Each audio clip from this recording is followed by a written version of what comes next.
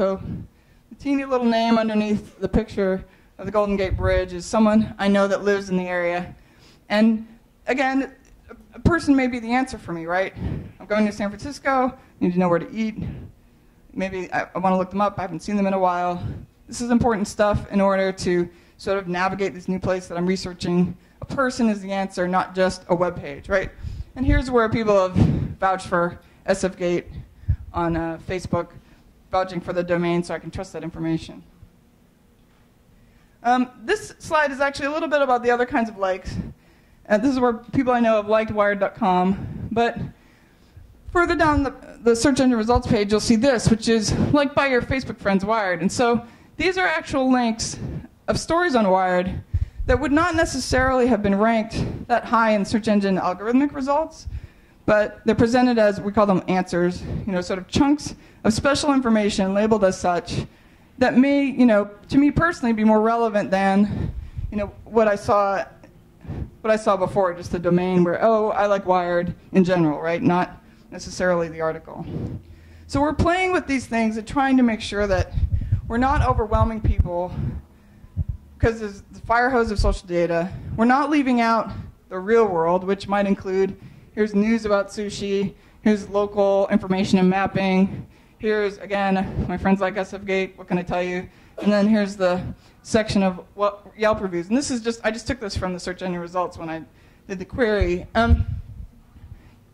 People will want different things from us. And their friends may be bozos about sushi. I mean, only you can know whether you can trust your friends for certain things or certain kinds of information. And you don't necessarily want everything filtered with your friends on top. So again, we're trying to figure it out. A lot of information. We think at least indicating to you that what your social network has liked is at least a good signpost or a stepping stone. And we're also including the other stuff because we feel that our partnerships with all these information providers as well as social network data providers is actually the key to figuring out what's a better way to search. And that's my little arrows to remind me. My webmaster / SEO guy, Dwayne, if you ever meet him, try to attend one of his talks about how to get your website found. Is anybody here actually in search engine marketing or has to do that work for their clients or whatever? He's awesome. He's Canadian. He will talk your ear off. So you will get the short version of Dwayne. But I mean, he's got a ton of good information. This is about thinking about as you're going through the marketing phases or the search engine marketing phases for your website or your blog and trying to get search engine traffic, or I'm sorry, trying to get search engine ranking so that you show up in the results the way that you want to. This is sort of how you should think about social. And so for him, what he says is, and you'll hear him talk about this a lot, quality, trust, popularity, and timeliness. So as a business owner, you obviously want to create a website with decent links, you can navigate it, it looks professional, presents you the way you want it to, you appear to be authoritative or an expert at your business. You want it to be, of course, popular and have customers come. And you don't want it to look like GeoCities or whatever. You actually want it to look like it's been updated fairly recently, and that people should keep coming back either because your business is online or because they need to find out events you're going to be at, sales you're going to be hosting, coupons, things like that. You want to keep them coming, right? So this is sort of the general webmaster advice in terms of what's good for your user is generally good for the search engine. Keeping your website up in this manner and thinking along these pillars will help you create a website that's much more amenable to being crawled and ranked well than other ways. And then socially, what you're seeing is, this is sort of an example in the search engine results. And this is Dwayne, so you're going to see my name come up here because, my name doesn't come up when I search. But these are his friends who like In-N-Out Burger. So visually, you're going to see in the information about In-N-Out Burger, not the bloody like sign, but the likes indication for him about what his friends thought about that establishment. This is where you see me in little letters, a particular Hawaiian brunch or whatever. This is actually search engine results. So imagine 10 of these on a page. It's not a special answer, it's just a result. But he has me and some other people liking that particular restaurant. And then this is Hulu. You notice that a recent tweet is included in the answer. And again, we sort of chunks of information like this are generally called answers. We've included the tweet in with the other information about what you might want to know from Hulu.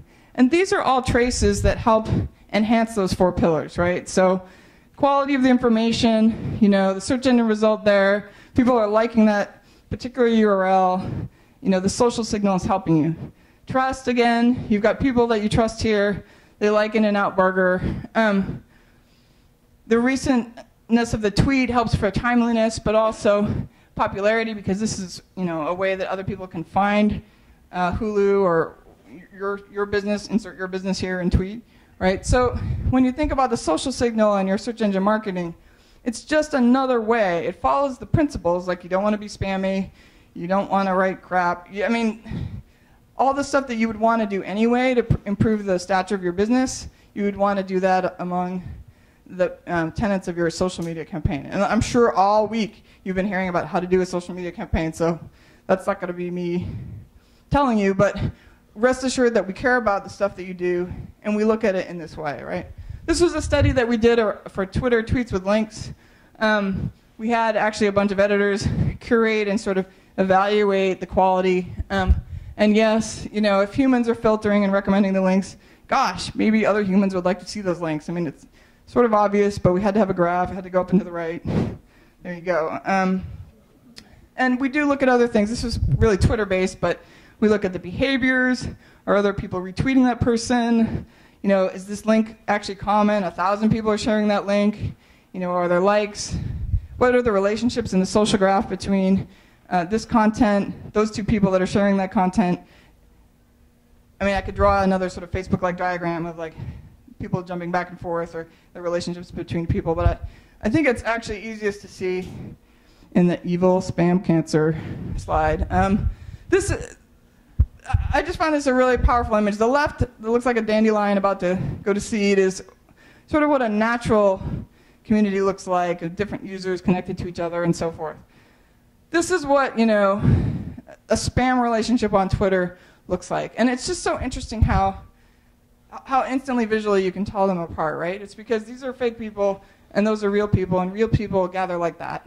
And so we want to reassure people that like farms or spam bots on Twitter or whatever, we're aware that they happen.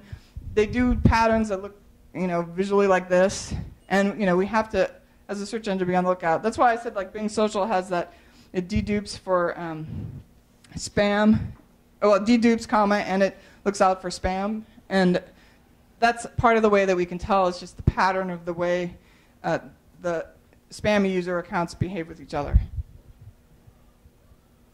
And then again, this is Dwayne's 4 pillars: quality, trust, popularity, and timeliness. Being able to update your blog on a regular basis, having people share links to that blog. Avoiding spammy clumps sounds sort of like the horrors of psoriasis or something like that. But this is actually something that you can do pretty easily just by growing your business the way every social media marketer has told you to.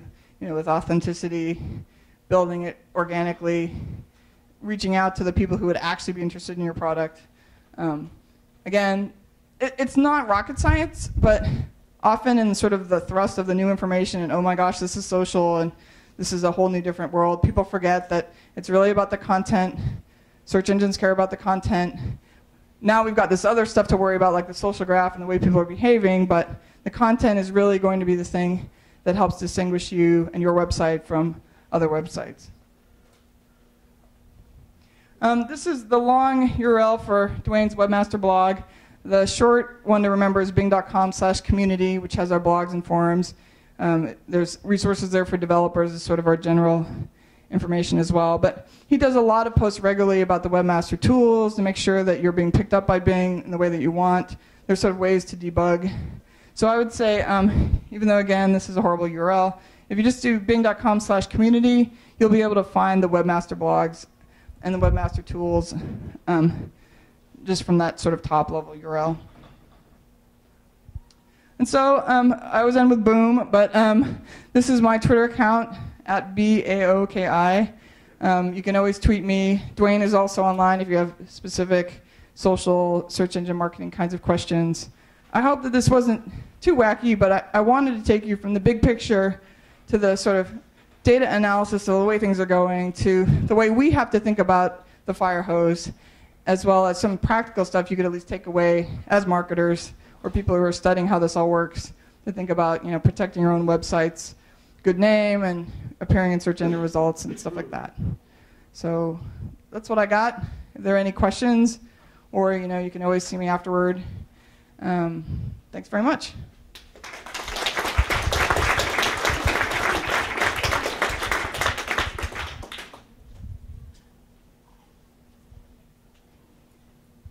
It's hard when you're not a panel. There's no one to argue with. No, it's not like that. I'll ask you a question. I'm not going to use that. But basically, you're looking at the tweets, right? And you're starting to incorporate them into the search engine generation as to your placement stuff. Demographics, though, tell me, as you showed earlier, that that's only a certain level. So for a marketer, how important is that really when I'm not actually looking to hit that target market, yet you're using it in the analytics to put my page up? Did you follow that? Yeah, I was going to say specifically the stuff that I showed you was, is it back a little bit? Sorry. The millennials, and oh, you want the millennial slide? Because I was going to say that well, however you want to address it. So this stuff that's sort of liked by your Facebook friends, only I see these people, right? This is personalized to me. So in the sense that, you'd have to somehow get my friends to like something to get this, article on Wired elevated to this particular answer where I would see it. I can see that that's difficult. If you can get, a lot of people in general to like that page, then more people in general will see it. Like if you're targeting me personally, that's difficult because you'd have to infiltrate my friend network to do that. If you're talking about, I was going to go back to the thing you mentioned, the e-marketer. Too many build slides. Oh. This is Facebook also, but it's kind of an interesting thing because there's this whole conversation going on about products with the millennials on Facebook, and you maybe you're not marketing to them, and maybe you are. But if you are marketing to them, it seems like you need, as the social media folks have probably told you all week, you need to go where they're talking or enlist them as advocates to promote your product in order to actually get that sense of word-of-mouth marketing and referrals. Is that what you meant? Or did you mean something, not just Twitter, but broader? I'm more interested in the searching. You're going to go ahead and take this data and then grade the different sites accordingly. And it sounds like you're... Right, and we've got thousands of signals to do that. Right. But without social, even without social, that we have a lot that we have to sort of grade people on. Yeah. Is how much of the social is playing in there, because I may not be wanting to, I may only want to be hitting boomers, and yet, is my site going to be a little bit lower because my generation doesn't tweet, and therefore we're not influential in that aspect of the search, which would give us a different place than the page.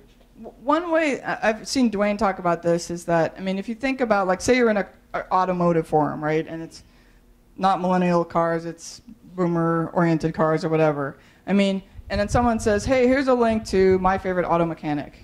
That's a link to that auto mechanic's website, just like a blog linking to that auto mechanic's website. So knowing that inbound links are part of what any search engine looks at, just because it's on a forum doesn't mean it isn't an inbound link, right? That's part of what I'm saying about Facebook and Twitter is, Facebook's a little bit different because we personalize what you get back in terms of likes. You see what your friends have liked.